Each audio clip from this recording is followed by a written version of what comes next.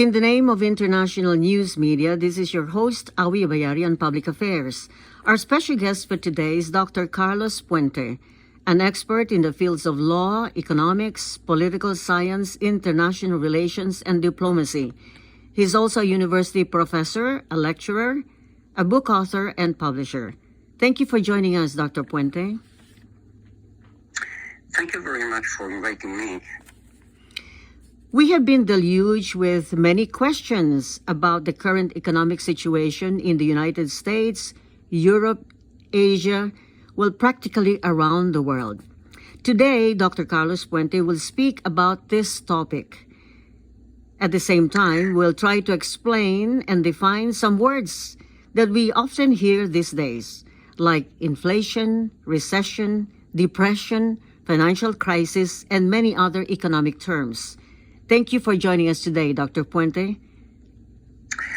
The world is now in a very difficult situation because of the government decision taken in the past, not only in Europe or in the United States, but also around the world.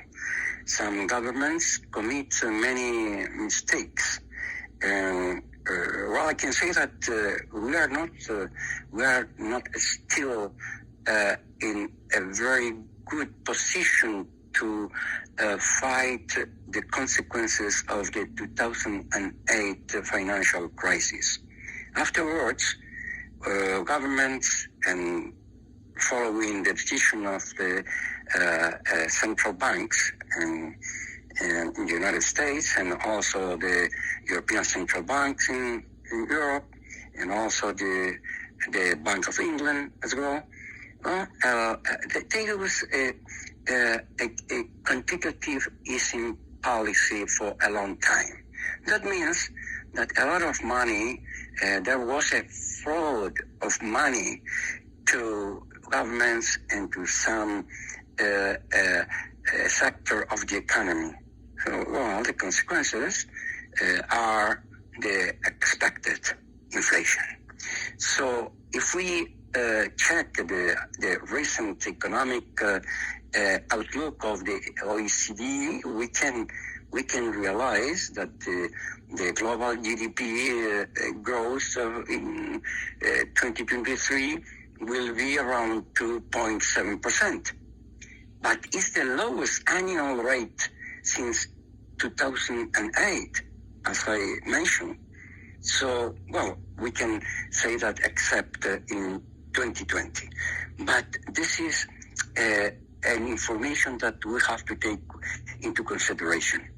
And for the period, the next year of 2024, we expect only 2.9% of GDP growth. We have to think about what are the mistakes committed. Well, I was fully agree just to use the monetary policy of quantitative easing for some time, but not for such a long period. And in my opinion, should be used joined with the fiscal policy. That means lowering taxes. And this situation didn't happen. Well, if we give a look to the present economic situation, the inflation is getting moderate in 2023, but not enough to say that we already the inflation is under control. So we will see that in some European countries, inflation reach around 7 and 8%, and this is very, very difficult for the economy to grow in the proper way. And also, we can think about what are the consequences of the political environment But it's not only the consequences of the political decision, but also because of some markets are out of control.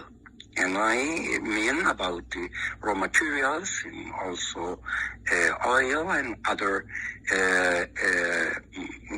very important sectors that will affect inflation. Thank you. Thank you.